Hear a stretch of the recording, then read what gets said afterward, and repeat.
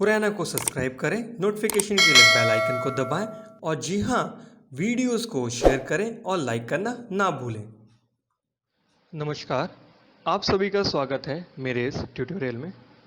आज इस ट्यूटोरियल में हम जानेंगे माया के कुछ बेसिक्स एनिमेशन की सेटिंग्स और बात करेंगे कुछ टूल्स के बारे में और कुछ बेसिक कॉन्सेप्ट्स जो एनिमेशन में हमारे यूज़ होते हैं। तो आइए शुरू करते हैं। इसके लिए सबसे पहले मैंने एक फ़ाइल प्रिपेयर करके रख रखी है कि आज हम क्या क्या इस सेशन में कवर करेंगे। तो इसका सबसे पहला एक क्वेश्चन है कि what is computer 3D animation. So computer animation is the process used for digitally generating animated images into sequence. Animating objects that appear in a three-dimensional space, they can be rotated, scaled and moved like real objects. इस session में हम कुछ topics cover करेंगे जिसमें सबसे पहला हमारा topic है टाइमलाइन, दूसरा है की फ्रेम, तीसरा है चैनल बॉक्स, फोर्थ है प्ले ब्लास्टिंग, फिफ्थ है टाइम स्लाइडर प्रेफरेंस सेटिंग्स। तो आइए हम अपने पहले से स्टार्ट करते हैं जो कि हमारा टाइमलाइन है। तो जब भी आप माया ओपन करते हैं तो इस तरीके की आपको पूरी विंडो मिलती है। इस विंडो में आप हमेशा देखते होंगे कि नीचे की तरफ में हमें ये कुछ ऐसा मिलता है। तो ये जो हमारी है, ये जो हमारा एरिया है जहाँ पे 1 से लेकर 24 तक लिखा हुआ है, ये हमारी टाइमलाइन है, राइट। इस टाइमलाइन के अलावा भी यहाँ पे एक चीज़ है, ये हमारा टाइम स्लाइडर है जिसको आप एडजस्ट कर सकते हैं। और यहाँ पे कुछ नंबर्स दिए हैं 1, 1, 20, 24। तो ये क्या है? जब बिगनिंग में हम होते हैं तो ये बहुत कंफ्यूजिंग होता है हमारे लिए, तो इसको क्लियर होना बहुत ज़रूरी है। फॉर एग्ज़ाम्पल, अगर आपको एक बॉल का एनिमेशन करना है और उसकी टाइमिंग है 2 सेकेंड और आप उसको करना चाहते हैं 24 फ्रेम्स पे, तो उसमें टोटल नंबर ऑफ फ्रेम्स जो यूज़ होंगे वो 48 हमारे होंगे। तो उस 48 फ्रेम को हम असाइन करते हैं अपने पहले फ्रेम और लास्ट फ्रेम के अकॉर्डिंग, यानी कि टोटल नंबर्स ऑफ फ्रेम। तो यहाँ पे एक चीज़ दी हुई है, तो यहाँ पे ये एरिया होता है हमारे स्टार्टिंग नंबर्स ऑफ फ्रेम का और ये जो एरिया होता है हमारा एंड नंबर ऑफ फ्रेम्स का।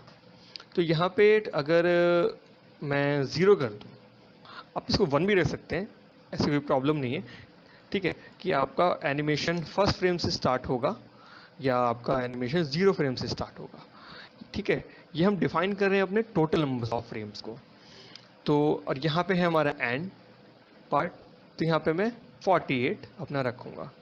तो अभी मेरी जो एनिमेशन की जो पूरी फ्रेम की जो टाइमिंग हो गई वो 2 सेकंड हो गई और 48 मेरे पास यहाँ पे फ्रेम्स आ गए। इसको मैं अपने टाइम स्लाइडर से आप स्लाइड कर सकते हैं और देख सकते हैं। अब इसके अलावा यहाँ पे भी 0 दिखा रहा है और यहाँ पे कुछ 19 शो कर रहा है, ये क्या है? ये हमारा शो कर रहा है कि हमारे टाइमलाइन पे कितने फ्रेम्स विजिबल होंगे और हमें कितने फ्रेम्स को यहाँ पे अपने प्रेजेंट रखना है। और जैसे कि मुझे यहाँ पे फ्रेम 1 से लेकर और फ्रेम 24 तक मुझे वर्क करना है, तो मैं यहाँ पे अपना स्टार्टिंग नंबर ऑफ फ्रेम और अपना एंडिंग नंबर ऑफ फ्रेम मैं यहाँ पे डिफाइन कर सकता हूँ और मैं उतने पार्ट में काम कर सकता हूँ और इस टाइम स्लाइडर से मैं आगे स्लाइड कर सकता हूँ, राइट। तो ये था हमारा टाइमलाइन का बेसिक। दूसरा जो हम लोग के पास है वो है की फ्रेम्स।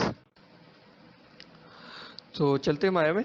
तो की फ्रेम्स के बारे में अगर बात करें तो की फ्रेम को किस तरीके से असाइन करते हैं वो भी अपने आप में एक बहुत बड़ा चैलेंज तो मैं नहीं कहूँगा, लेकिन हाँ, एज ए बिगनिंग में जानना बहुत ज़रूरी है। कई तरीके से कीज़ को हम जनरेट कर सकते हैं, अपनी की फ्रेम हम असाइन कर सकते हैं। तो मैं यहाँ पे अभी फ़िलहाल 48 कर देता हूँ कि मेरे सारे नंबर्स ऑफ फ्रेम मेरे को यहाँ पे शो हों। और चलिए मैं यहाँ पे एक स्फेयर ले लेता हूँ और W प्रेस करके हम अपने ट्रांसफॉर्म टूल को हम एक्टिवेट कर सकते हैं।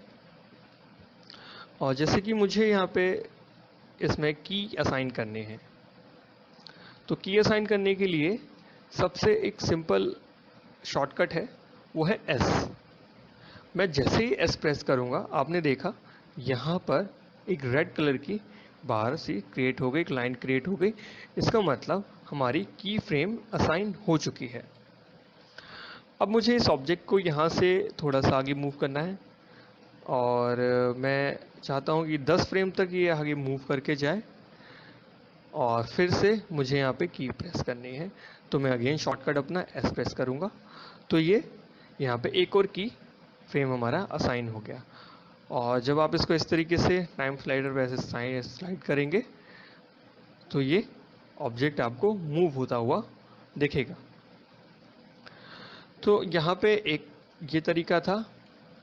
दूसरा तरीका जो की फ्रेम असाइन करने का है कि मुझे वापस से यहाँ 20 फ्रेम पे ये वापस यहाँ पे चला जाए, हमें की असाइन करनी है। तो मैं राइट क्लिक करूँगा अपना और यहाँ पे राइट क्लिक करने से यहाँ पे की, और यहाँ पे शॉर्टकट शो नहीं कर रहा है की असाइन करने का, तो कोई प्रॉब्लम नहीं है। आप यहाँ चैनल बॉक्स में से आकर की सेलेक्ट कर सकते हैं। दूसरा तरीका यही है कि आप यहाँ पे शो करें, अगर यहाँ पे आपको की सेलेक्ट करने का ऑप्शन नहीं आ रहा है तो राइट, आप यहाँ पे की सेलेक्ट लगा सकते हैं। अपने चैनल बॉक्स में यहाँ जाइए और की सेलेक्ट कर दीजिए। तो ये स्पेसिफिकली चैनल बॉक्स के अंदर हमारा की असाइन हो गई। और एक तरीका है कि आपको बार बार आपको की असाइन करनी पड़ रही है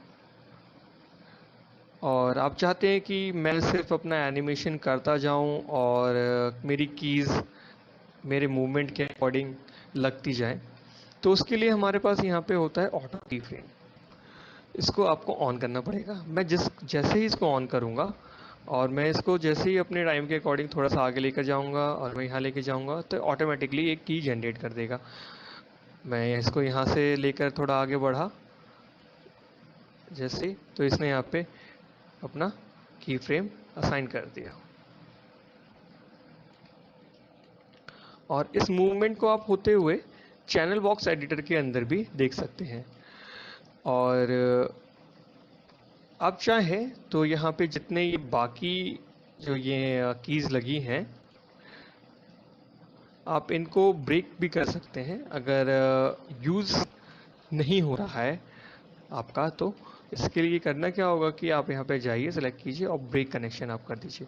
तो इससे आपको हेल्प मिलेगी ग्राफ एडिटर के अंदर। आपका बहुत ही क्लीन एक वर्क फ्लो रहेगा और आपकी कीज़ क्लीन रहेगी और उसमें आप टेंजेंट्स पे अपने बहुत ही फ्लो से आप काम कर पाएंगे।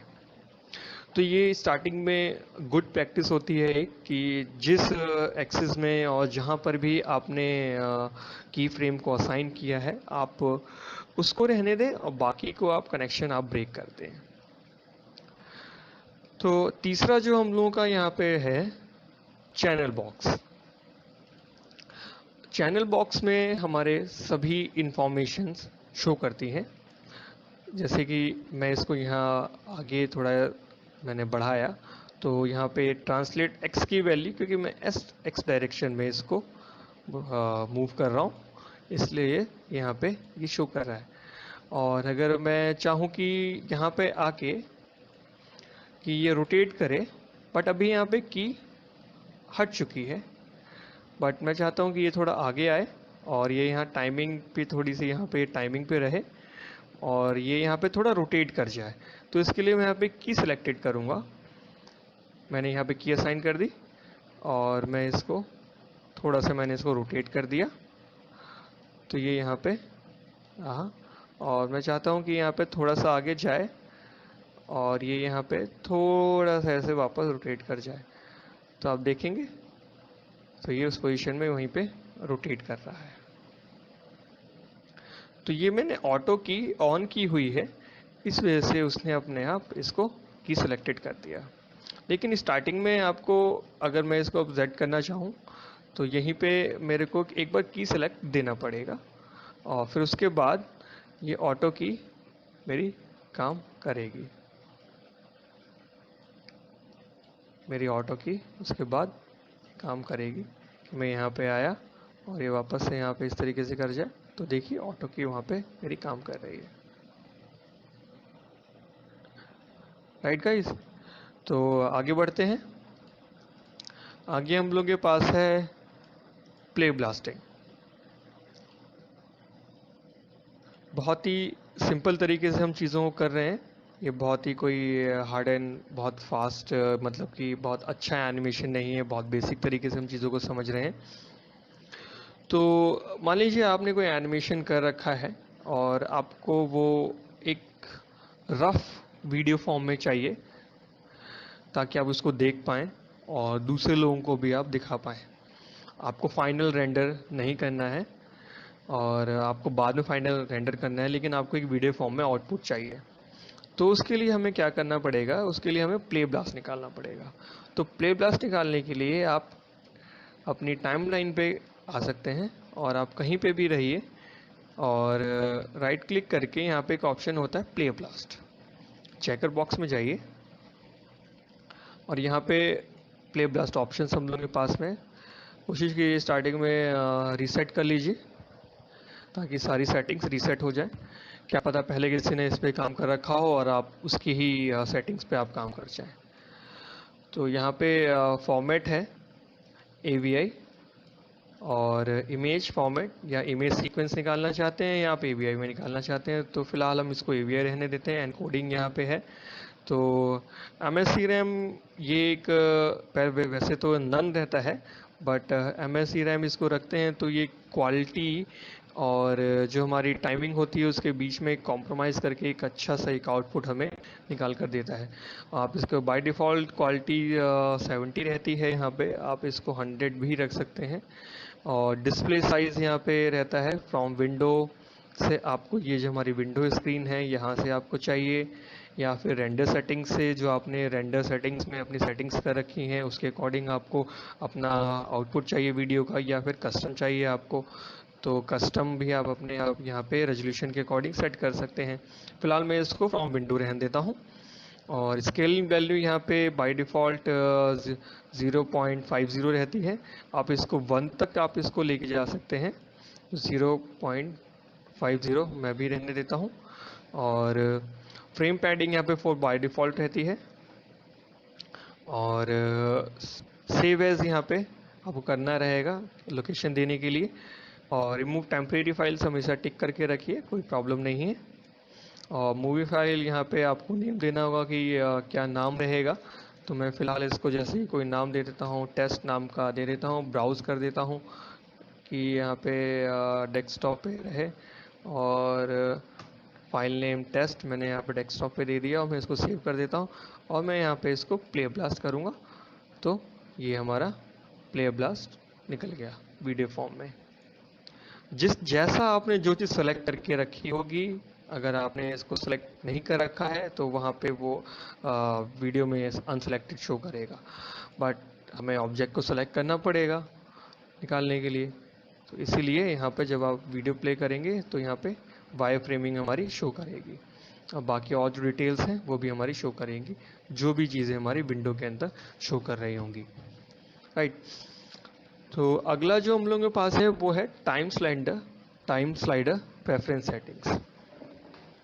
ये एक बहुत ही अच्छी हैबिट है कि हम अपनी प्रेफरेंस सेटिंग्स को समझें। तो माया में जो प्रेफरेंस सेटिंग्स हैं वो हमारी यहाँ से ऑन होती हैं। यहाँ पे आप जाएंगे आइकन पे, तो यहाँ पे प्रेफरेंसेस में हमारे टाइम स्लाइडर यहाँ पे सेटिंग्स होती है। इसमें सबसे पहला जो हमारा होता है वो होता है फ्रेम रेट। राइट। तो यहाँ पे इसके लिए मेरे पास एक डॉक्यूमेंट है जो मैंने प्रिपेयर किया है। तो यहाँ पे 5 में हम लोग वजह से हम देख रहे हैं टाइम स्लाइडर प्रेफरेंस सेटिंग्स। तो इसमें सबसे पहले हमारे पास है फ्रेम रेट। तो आप सभी लोग फ्रेम रेट से अवेयर होंगे कि फ्रेम रेट क्या होता है। फ्रेम रेट हमारा फॉर पर फ्रेम सेटिंग्स हमारी होती है, फ्रेम पर सेटिंग्स। तो फ्रेम रेट आप यहाँ पे बाय डिफ़ॉल्ट ये जो रहता है वो 24 पर रहता है, बट आप यहाँ से अपने वर्क फ्लो के अकॉर्डिंग फ्रेम रेट 48,000 FPS तक आप चूज़ कर सकते हैं।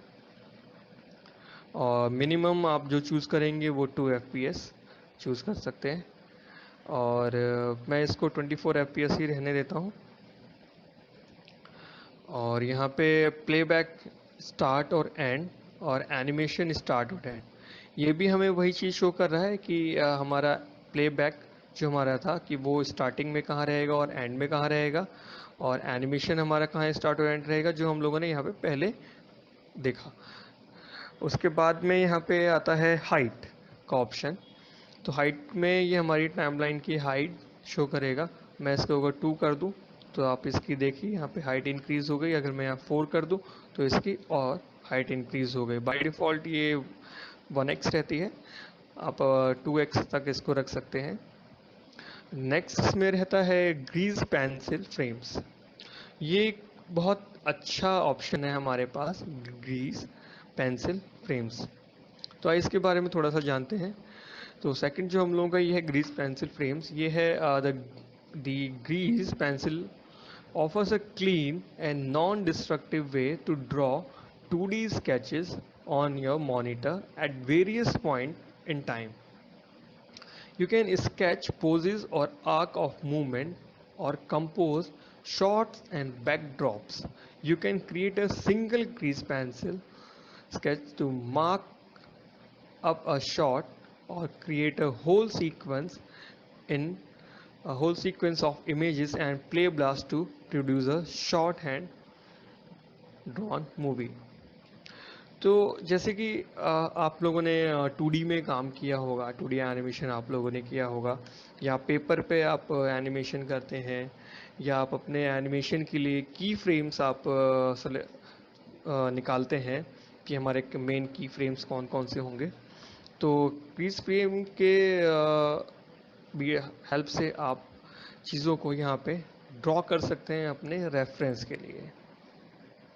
और अपने एनिमेशन से रिलेटेड बहुत सारी ऐसी चीज़ें होती हैं जब हम काम करते हैं तो हमें स्क्रीन पे बहुत सारी चीज़ें करने की ज़रूरत पड़ती है। हमें नोट्स अलग से किसी कॉपी में ना बनाकर हम स्क्रीन पे ही किसी को हमें बताना हो कि यहाँ पे ये प्रॉब्लम है, आप इसको सॉल्व कर लीजिए। तो उस टाइम पे बहुत सारा चीज़ें होती हैं जो ये ग्रीस पेंसिल टूल हमारे पास काम आती है।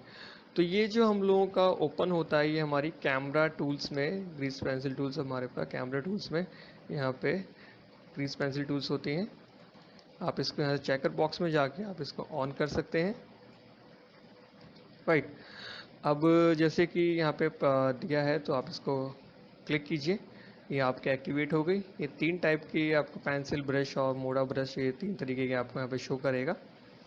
तो मान लीजिए कि मुझे यहाँ पे करना है कि ये मेरी बॉल मैं माउस से ड्रॉ कर रहा हूँ तो अच्छा ड्रॉ नहीं होगा, पेन टैप का यूज़ कर सकते हैं कि मेरा फर्स्ट फ्रेम यहाँ पर रहेगा मेरा एनिमेशन का, और मेरा सेकंड फ्रेम यहाँ पे रहेगा, और उसके बीच में यहाँ पे मेरा ब्रेक डाउन पोज रहेगा, यहाँ पे मेरा एक ब्रेक डाउन पोज रहेगा, और मेरा यहाँ पे एक ब्रेक डाउन पोज रहेगा। तो आप इसको ड्रॉ करके अपने रेफरेंस के अकॉर्डिंग इसको रख सकते हैं, और फिर अपने ऑब्जेक्ट को आप उसके अकॉर्डिंग, मैं यहाँ पे इसको टाइमलाइन में जैसे ये है, अगर मैं आप चाहें तो इसको इस तरीके से डिलीट भी कर सकते हैं। इसके लिए आपको करना क्या है कि आप शिफ्ट प्रेस कीजिए और इसको रेंज को इस तरीके से कीजिए आगे स्लाइड, और राइट क्लिक करके डिलीट कर दीजिए। तो सारी की सारी अभी फ़िलहाल यहाँ पे डिलीट हो गई। और मैं इसकी भी सेटिंग्स को यहाँ पे अभी सभी को 0 कर देता हूँ, और एक बार फिर से मैं इसको यहाँ पे लेके जाता हूँ और क्रीज फ्रेम को अपने ऑन करता हूँ। तो यहाँ पे ये मेरा, जैसे कि यहाँ पे देख रहे हैं कि यहाँ पे एक छोटा सा नीचे रेक्टेंगल ब्लू कलर का बॉक्स बन गया है। तो यहाँ पे ये आया, और मैं चाहता हूँ कि यहाँ पे 48 फ्रेम पे ये मेरा यहाँ पर रहे, राइट, तो रहेगा यहाँ पे, और 24 फ्रेम पे मेरा ये यहाँ पर है, तो ये उसके अकॉर्डिंग ये सेट कर देगा। और जैसे ही मैं इसको यहाँ से आगे, आप यहाँ पे आइए और अपना एस प्रेस करके या असाइन कर दीजिए इसको यहाँ पे। ये मेरा यहाँ पे आया, मैंने इसको असाइन कर दिया, और मैं जैसे ही 48 फ्रेम पे गया तो ये यहाँ पर ब्रेक डाउन पोज हो गया। तो ये यहाँ पे हमारा ये आ गया। तो रेफरेंस के अकॉर्डिंग आप काम कर सकते हैं यहाँ से इस तरीके से। तो इसको प्रॉपर करते हैं। यहाँ पे फॉर 0 पे हमारा यहाँ रहेगा, 48 पे हमारा यहाँ पर रहेगा, बट उससे पहले हमारे ये बॉल यहाँ से ट्रांसलेट करके जाएगी। तो ये हमारा यहाँ पे 24 पे, और ये हमारे यहाँ 48 पे, ये यहाँ पे। तो इस तरीके से आप ग्रीस पेंसिल टूल का यूज़ करके अपने की फ्रेम को असाइन कर सकते हैं। और भी बहुत सारी चीज़ें हैं जो आप कर सकते हैं, जैसे कि ऑन स्क्रीन आपको किसी को बताना हो कि यहाँ पे कुछ चेंज करना है, तो आप उसको यहाँ पे दे सकते हैं कि यहाँ पे लिख भी सकते हैं कि चेंज करना है यहाँ पे, तो वो पर्सन यहाँ पे चेंज कर सकता है, डायरेक्शन दे सकते हैं आप। तो ग्रीस पेंसिल टूल काफ़ी हेल्पफुल रहता है बहुत सारी सिचुएशन के लिए। और आइए आगे बढ़ते हैं। आगे हमारे पास रहता है उसमें प्लेबैक। तो प्लेबैक में यहाँ पे इसको मैं फ़िलहाल बंद कर देता हूँ, और अपने इसको मैं पूरा इसको वापस से डिलीट कर देता हूँ ताकि क्लीन हो जाए, और यहाँ पे इसको मैं वापस से 0 कर देता हूँ। तो हम चलते हैं अपनी प्रेफरेंस सेटिंग्स पे। तो यहाँ पे हमारे पास कुछ प्लेबैक सेटिंग्स हैं। तो प्लेबैक में सबसे पहले हमारे पास आता है प्लेबैक स्पीड। तो प्लेबैक स्पीड के बारे में जैसे कि यहाँ पे है कि प्ले एवरी फ्रेम 24 × 1 और 24 FPS मल्टीप्लाई बाय 0.5। तो यहाँ पे आप जब भी माया में आएंगे तो यहाँ पे आपको ये तीनों चीज़ें मिलेंगी, और यहाँ पे अदर भी मिलेगा और 2 भी मिलेगा यहाँ पे आपको, राइट। तो इसको मैं थोड़ा सा छोटा करके यहाँ पे बगल में इसके मैं सेट कर लेता हूँ। तो प्लेबैक में यहाँ पे प्लेबैक स्पीड के बारे में हम बात करें, तो अगर यहाँ पे प्ले एवरी फ्रेम अगर हमने चूज़ किया हुआ है, तो वो क्या कहता है कि when selected all frames in your play scene play updating each before displaying the number. कि हमारा फ्रेम यहाँ पे है, तो सारे फ्रेम्स को यानी कि 1 2 3 4 5 6 7 8 वो सभी फ्रेम्स को एक साथ वो प्ले करके दिखाएगा। और जैसे ही मैं यहाँ पे चेंज कर देंगे हम 24 × 1 पे, तो वो क्या करेगा, when the selected your scene place at the frame range set working unit session of the settings preferences. तो यहाँ पे सेटिंग प्रेफरेंसेस में जो आपने फ्रेम रेट सेट कर रखा होगा, ये उतने पे ही उसको कैलकुलेट करेगा और आउटपुट निकाल कर हमें देगा। और अगर मैं यहाँ पे 0.5 मल्टीप्लाई में अगर कर लेते हैं, तो वो हमारे इसको क्या करेगा, when selected your scene place as twice the speed set in the working unit session of the setting preferences, right. और भी यहाँ पे है कि इसको आप मल्टीप्लाई बाय 2 भी कर सकते हैं। फिलहाल के लिए मैं इसको प्ले एवरी फ्रेम पे ले जाकर रहने देता हूँ। और नेक्स्ट हम लोगों के पास जो इसमें आता है मैक्स प्लेबैक स्पीड, ये हमारे पास है। ये काफ़ी अच्छा है हम लोगों के लिए। ये क्या करता है कि बताता है हमें कि let you climb the animation playback speed by specify a value with the speed can not exceed. This is useful when working with scenes that have fluctuating level of heavy CPU activity, such as a scene with a complex particle effects. हम लोग के पास बहुत सारे complex particles हैं हम लोगों के पास में, या बहुत हैवी सीन है, और सीपीयू हम लोगों का बहुत ये बहुत ज़्यादा स्ट्रॉन्ग नहीं है, चीज़ें फ्लक्चुएट कर रही हैं, हो सकती हैं। तो यहाँ पे मैक्स प्लेबैक स्पीड हमारी काफ़ी यूज़ काम आती है। तो उस टाइम पे हमारे पास यहाँ पे रहता है फ्री ऑप्शन रहता है। तो फ्री के बारे में यहाँ पे जैसे कि बताया गया है कि specify no max playback speed, इस कोई मैक्सिमम प्लेबैक स्पीड नहीं होगी। और यहाँ पे अगर मैं 24 कर देता हूँ तो यहाँ पे है कि specify that overall playback speed of your scene animation is fast as possible, कि आपका जो है वो एज फास्ट एज पॉसिबल वो हमें करके देगा। और अगर मैं यहाँ पे 24 FPS मल्टीप्लाई बाय 0.5 कर देता हूँ तो ये उतनी ही स्पीड को हमारा स्लो करेगा। Specified that the overall playback speed, जो हमारी प्लेबैक ओवरऑल स्पीड है, specify of your animation scene animation is fast possible but it does not exceed 12 fps। ये नेक्स्ट हम लोगों के पास रहता है मल्टीप्लाई बाय 2 वाला। तो इसके लिए जो दिया गया है वो है कि twice 48 fps। Specify that the overall playback speed of your scene animation is as fast possible but does not exceed 48।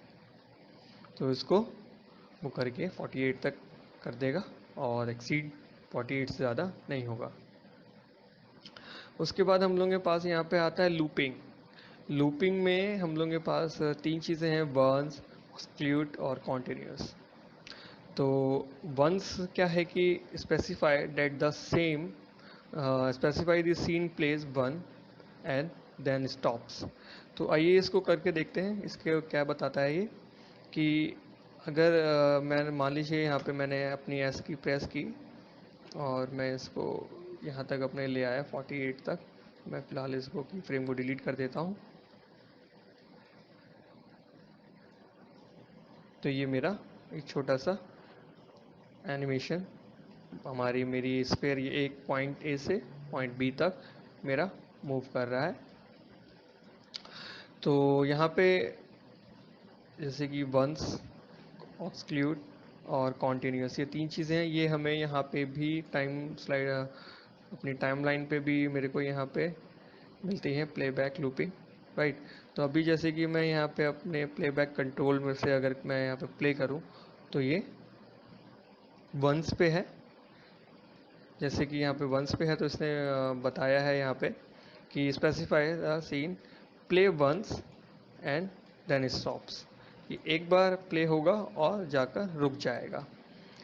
और स्क्रीट में ये क्या रहेगा कि specify that the scene play forward and then play backward until you stop playback, यानी कि आगे जाएगा और वापस से पीछे आ जाएगा। तो अगर मैं यहाँ पे इसमें जाके यहाँ से भी आप चेंज कर सकते हैं और यहाँ से भी आप अपना लूपिंग को चेंज कर सकते हैं। तो मैं जब चेंज कर दिया है तो ये एक बार आगे जाएगा, बैकवर्ड, फॉरवर्ड एंड बैकवर्ड, ये इस तरीके से रहेगा। और अगर मैं इसको कॉन्टीन्यूस में अगर डाल दूँ तो ये कॉन्टीन्यूसली एनिमेशन हमारा चलता रहेगा। जैसे कि कॉन्टीन्यूस के बारे में भी यहाँ पे बताया गया, specify that the scene play forward और backward and then place backward और forward until you stop playback, right. तो ये थी हमारी कुछ एनिमेशन की प्रेफरेंसेस, हमारी टाइम स्लाइडर्स की प्रेफरेंसेस और कुछ बेसिक हमारे एनिमेशन के कॉन्सेप्ट्स। आई होप आपको ये ट्यूटोरियल, ये सेशन अच्छा लगा होगा। मैं फ्यूचर में और भी ट्यूटोरियल्स एनिमेशन से रिलेटेड अभी बनाने वाला हूँ। ये बहुत ही बेसिक था तो इसमें बहुत ज़्यादा प्रैक्टिकल चीज़ों को नहीं किया है, बट इन फ्यूचर जब भी मैं आगे बनाऊँगा तो उसमें हम प्रैक्टिकली बहुत सारी चीज़ों को देखेंगे। लेकिन कभी कभार कुछ थ्योरेटिकल कॉन्सेप्ट्स को भी क्लियर होना बहुत ज़रूरी होता है, ताकि हमें पहले सभी चीज़ों की अच्छे से नॉलेज हो जाए कि वो चीज़ें हैं क्या, बेसिक कॉन्सेप्ट्स हमारे क्लियर हो जाए। तो आई होप आप लोगों को ये सेशन बहुत अच्छा लगा होगा। तो फिलहाल के लिए थैंक यू।